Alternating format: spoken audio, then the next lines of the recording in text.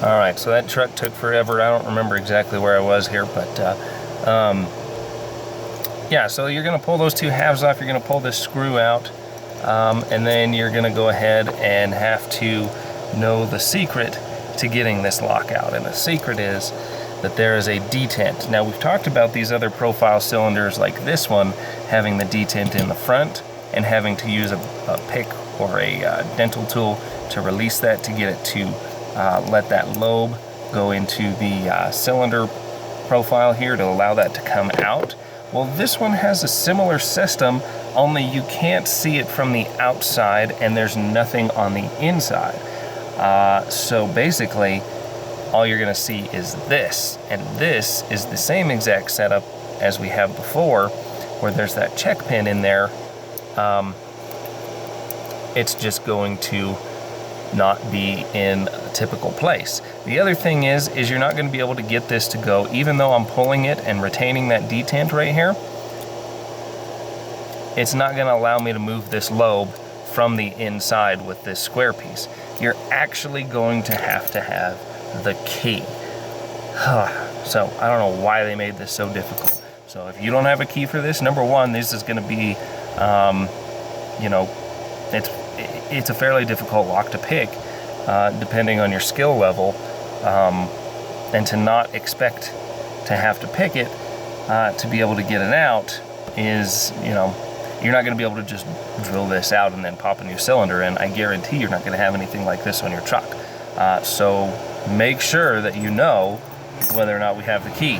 So, process to taking this out is taking the handles off, set screw out, lock is in this form, have the key, insert the key, grab a dental tool or pick of some sort, retain the detent, and use the key to get the lobe to line up.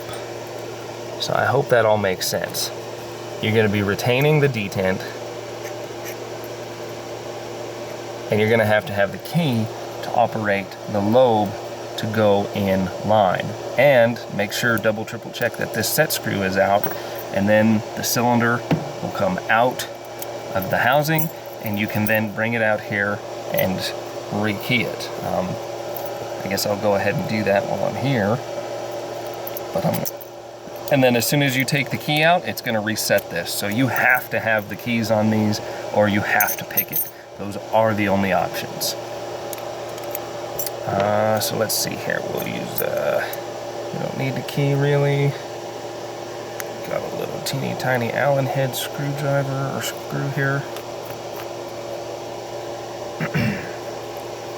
Pop all these out. Looks like 1, 2, 3, 4, 5. And this will rekey with a conventional Schlage keyway.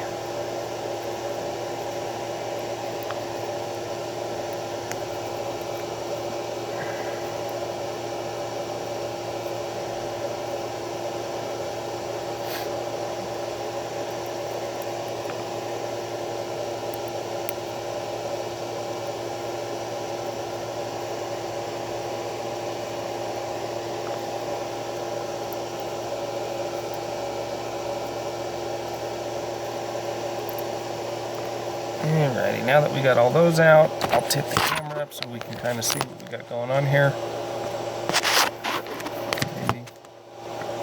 And all these pins will fall out. Take a key blank or whatever you've got.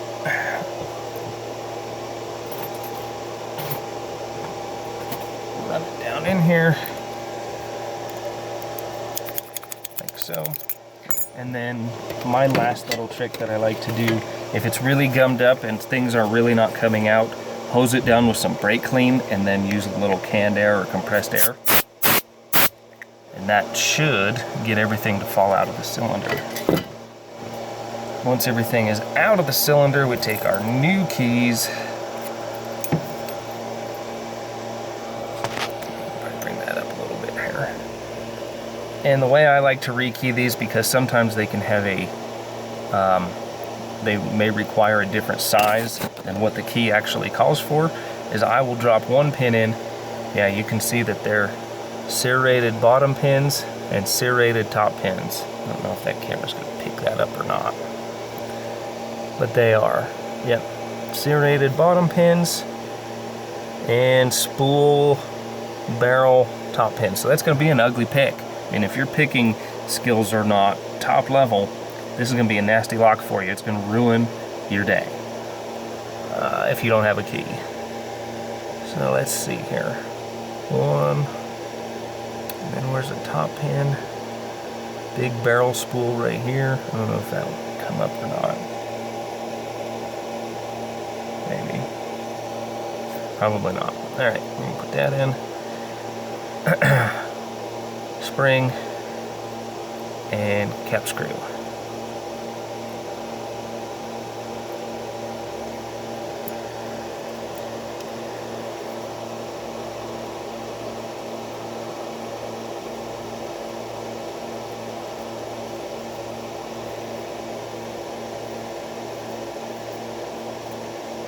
Then you just get it in line, doesn't have to be super tight, and I like to just go ahead and test that out. So we know so far that it's working. If you go ahead and load this cylinder all the way up and the numbers aren't right, and it requires, especially with Ford stuff, that cylinder could be shaved different, it could be milled different, it could have different millings, and your pins that your key says it requires could be different. So I always like to do one at a time. It's going to save you time in the long run, as opposed to loading the entire chamber. So one at a time, and we're gonna do the next one.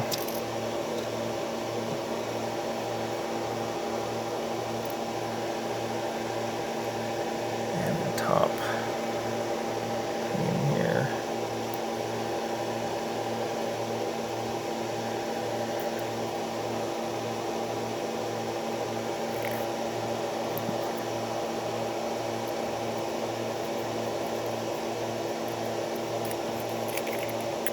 Pull key out, reinsert, everything's still moving good.